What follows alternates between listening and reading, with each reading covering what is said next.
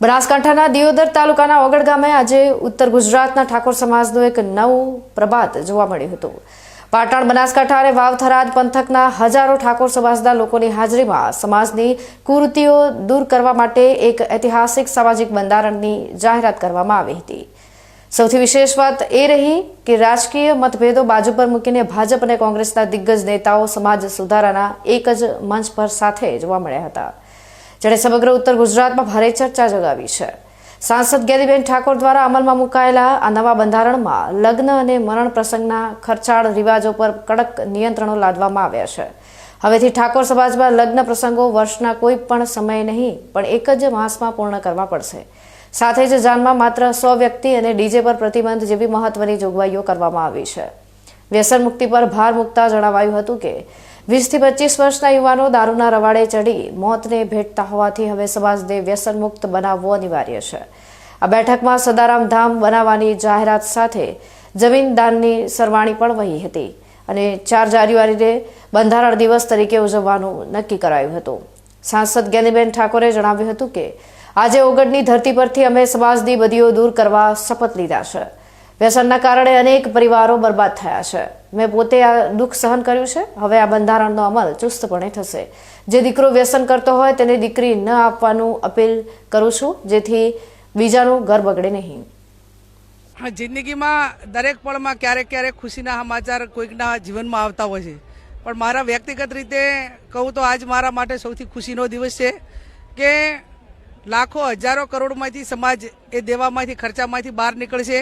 સમાજના પ્રસંગોમાં ખર્ચા ઓછા થાય, દીકરા દીકરીને ભણાવે, ક્યાંક નાના મોટી મિલકતો થાય વેચવાનો વારો ન આવે અને ગરીબને પૈસા વચ્ચેનો જે ભેદભાવ છે એ ભેદભાવ દૂર થાય ને સમાજ એ સમરસતા તરફ બીજા સમાજોની હરોળમાં આગળ વધે એ સપનું હતું। એને સાકાર કરવા માટેના અમારા પ્રયત્નો હતા। કંઈક અંશે એની અમે શરૂઆત કરી છે, તો આવનાર સમયની અંદર આ સપનું સાકાર સમગ્ર ગુજરાતમાં થાય એવી હું સદારામ બાપુ પાસે પ્રાર્થના કરું છું અને આવનાર સમયમાં બીજા તાલુકા, બીજા જિલ્લા જ્યાં ઠાકોર સમાજના આગેવાનો છે ત્યાં પણ આ સમાજના કામ માટે આગળ આવે એવી એમની પાસે અપેક્ષા રાખું છું। ઓગળ ખાતે યોજાયેલા આ સંમેલનમાં ભાજપ અને કોંગ્રેસના નેતાઓ એક જ મંચ પર નજરે પડ્યા હતા અને સમાજમાં શિક્ષણનો વ્યાપ વધારવા પર ભાર મૂકવામાં આવ્યો હતો। આજે ભાજપના ધારાસભ્ય અલ્પેશ ઠાકોરે જણાવ્યું હતું કે જો આપણે આ બંધારણનો અમલ કરીશું તો આવનારી પેઢીનું ભવિષ્ય ઉજ્જવળ બનશે। સ્ટેજ પર બેઠેલા તમામ આગેવાનોએ પણ આ નિયમો પાળવાના શપથ લીધા છે। ઓગળધામ ધામે બંધારણ સભાની બેઠક થઈ, જેમાં સમાજમાં કુરિવાજો, ખોટા ખર્ચાઓ, ખોટી બદીઓ દૂર થાય અને સમાજ બંધારણના નામે કુરિવાજોમાંથી બહાર નીકળી આ મોંઘવારીના સમયમાં લોકો ખોટા ખર્ચા કરીને દેવાદાર ના બને, આ એના માટેનો પ્રયત્ન છે। આનાથી સમાજમાં એકતા આવશે, સમાનતા આવશે। અહીંયા ઊંચ નીચ ભૂલી અને તમામ લોકોએ આ બંધારણનો અમલ કરવાનો રહેશે। એના માટે તમામ સમાજના શ્રેષ્ઠીઓ હાજર છે। હજારોની સંખ્યામાં લોકો સમર્થન કરવા આવ્યા છે। એટલે પ્રયત્ન એટલો જ છે અમારો એટલો જ પ્રયત્ન છે કે આ સમાજમાં બધીઓ કુરિવાજો દૂર થઈ અને સમાજ તમામ ક્ષેત્રે આગળ વધે એના માટેનો પ્રયત્ન। 26મી જાન્યુઆરીએ સવારે 3 વાગે એક એવી વાત કરવા જઈ રહ્યા છીએ અમે સમાજની એકતા, સમાજનો ભાઈચારો, સમાજને તમામ ક્ષેત્રે આગળ લઈ જવા માટે 26ની રાત અને 27ની ઉગતો સવાર એ શિક્ષણ ધામનું ગાંધીનગરમાં ભૂમિપૂજન કરવા જઈ રહ્યા છે, એના માટે એકત્રિત થઈ રહ્યા છે। ઠાકોર સમાજમાં વર્ષોથી ચાલી આવતી કુરિવાજોની બેડીઓ તોડવાનો માટે મળેલી આ બેઠકમાં દહેજ, આણા અને મોંઘી જ્યાફતો બંધ કરીને પૈસાનો દુરુપયોગ અટકાવીને બાળકોના શિક્ષણ પાછળ કરવાનો પણ નિર્ણય લેવામાં આવ્યો હતો।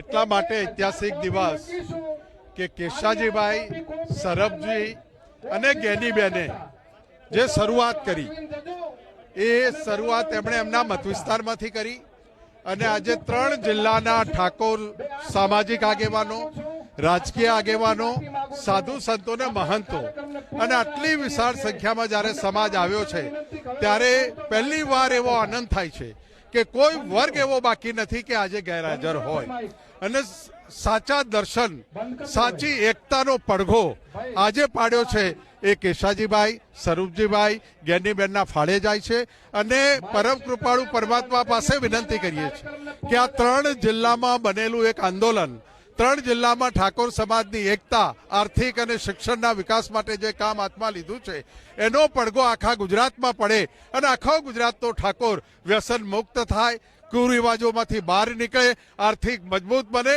શિક્ષિત બને, આ મુદ્દાઓને સમગ્ર ગુજરાત ઉપાડી લેશે એવી મને શ્રદ્ધા છે. આજથી 5000 વર્ષ પહેલા શ્રીમદ ભગવદ્ ગીતામાં કૃષ્ણ ભગવાન ખુદે કહ્યું હતું કે સમયની માંગને અનુરૂપ જે મનુષ્ય પોતાની જીવન વ્યવસ્થા ગોઠવશે એ સુખી થશે, એની પ્રગતિ થશે.